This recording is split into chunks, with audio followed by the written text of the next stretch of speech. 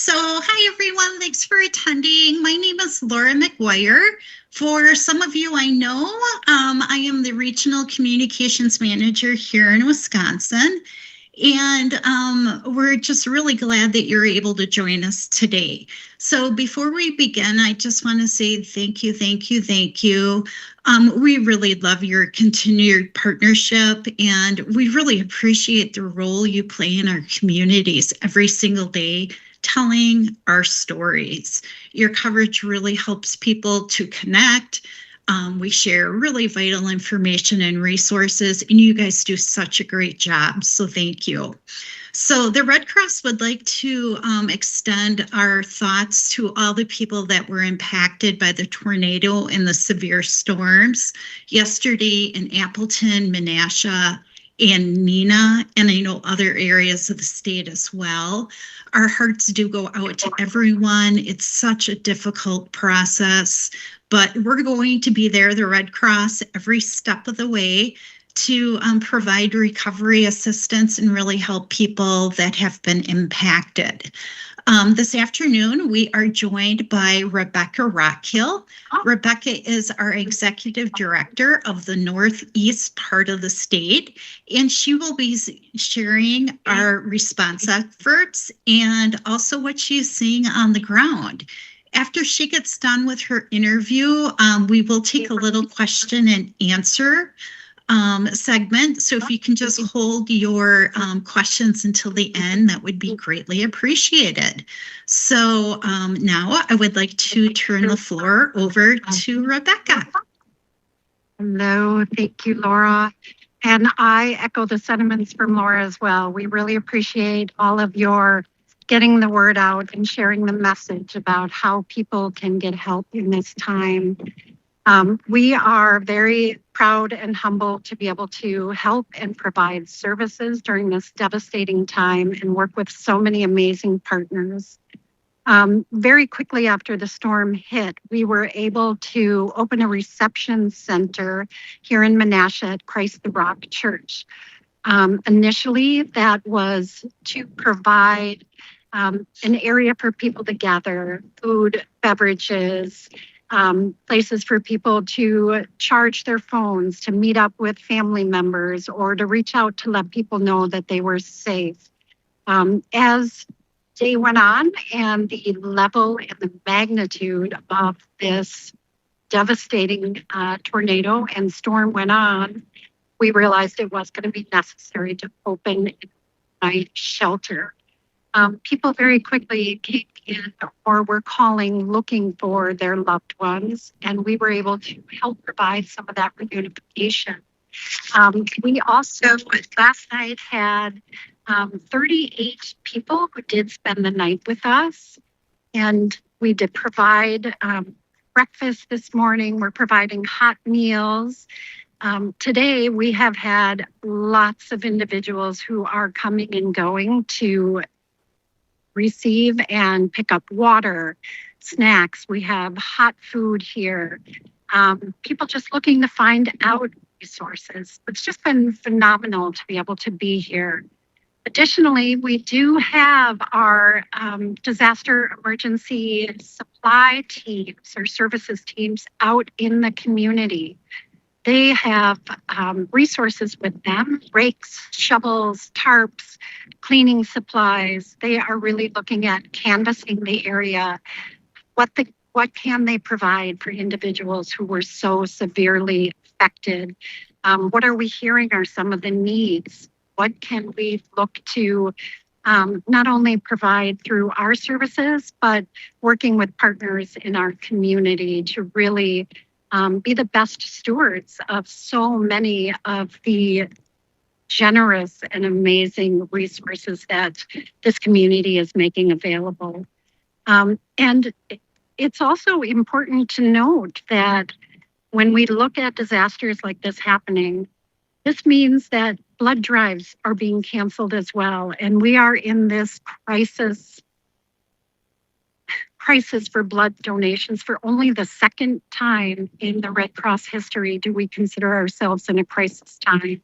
We have less than 1 day of many different types of blood available. So we ask people as they consider or ask themselves what they can do to help during this time, please consider donating blood. If you are looking at how you can contribute directly to what's happening here, we really encourage people to consider helping with a financial donation. This is really the best way that we can provide immediate relief and work our mission to really be boots on the ground and be able to just get right into the best and the most needed areas. We are still seeing a lot of people coming and going. We're still providing meals, and we will be here as long as we need to be to meet with our partners and start to look at what the new normal will be for so many of these people affected by this storm. Just really gathering resources and looking at how we can help this community in working with partners and the needs that we're seeing. So with that, I will open it up to taking any questions that you may have.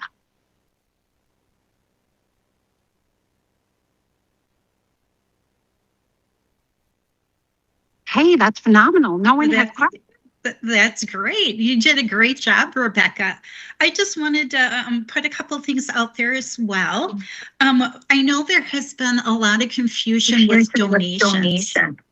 And one of the things I can say is that we try not to take donations. We love that cash. It goes further, faster. We can help people with replacing medication, medical needs.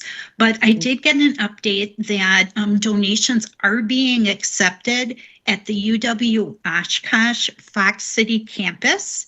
The address there is 1478 Midway Road in Menasha. So again, what they're looking for is bottled water, emergency supplies, and other donations. We as the Red Cross don't have the manpower and the overall space to contain those donations. So we do ask that you visit UW-Oshkosh. And also a note, we are not able to take baked goods. We love people that come to our doors, but unfortunately we do need kitchen provided for the safety of our guests. Everything needs to be commercial. So please don't bring those to our shelters. One other bit of news that I had heard was that our shelter is not accepting pets. We know furry friends, are part of our everyday life, but please reach out because I do know that there are 4 shelters in the area that are providing free sheltering needs for your furry friends. So just wanted to also put that out there. So do we have any questions? Laura, I just wanted to make mention, you brought up a great point about medical supplies. When individuals do arrive with the shelters, we want to make sure that they have what they need in order to make sure that they are remaining healthy. We do have people who come to the shelters that have some medical needs. And that's something that we have nurses that come in and volunteer with us where we can make sure individuals with oxygen have what they need for that. We can help replace medication if people lose their medication or are not able to take it with them or it's lost in the disaster. So we always want to make sure that we have the resources, or we work to bring in the resources to help people with those immediate basic needs. I do see one question in the chat. Do we have air conditioning and refrigeration at the shelter? And the answer is yes. We work very hard when we open shelters to be able to provide comfort for our clients. So obviously with the temperature so high, air conditioning was on the top of our list, and also refrigeration for those that might need it. And we did have a lot of individuals last night who came in because they didn't have power. They may have had somewhere to stay, but came in to cool off and to recharge the lack of power is really affecting a lot of the individuals who are coming in just to get some hot food because they couldn't otherwise cook at home. And like you said, refrigeration and charging and making calls. And how many people can the shelter hold?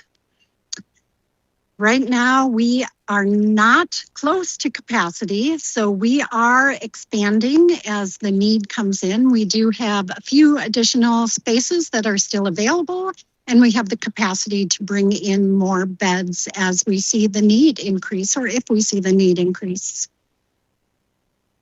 And I have to say that a huge thank you to everyone who has really stepped forward asking how they can help. And we just appreciate seeing that Midwest niceness and how neighbors are helping neighbors. And the volunteers, we have amazing volunteers, amazing partners. And as I believe I referenced in the beginning, I just am amazed always at the way communities come out to support communities. The outpouring of donations, support, calls of what can I do, where can I be, it just warms my soul in the way that people come out to support people, especially in times of such divisiveness. Well, if we don't have any other questions, I just want to say thanks again for telling the Red Cross story, for getting our messages out there. As Rebecca says, we do have a blood crisis. We loved the opportunity that you gave us the last few days to get that message out there. And, within the afternoon to get the message out there on this terrible storm that went through. So thank you all for being here. Any closing thoughts, Rebecca?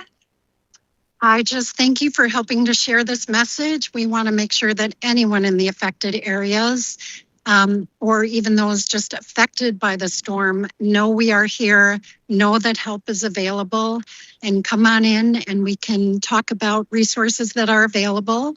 Or call 1-800-RED CROSS and they can direct you as well for the best way to be able to find the support that's needed. Thanks, everyone, and stay safe. Bye-bye. Thank you all.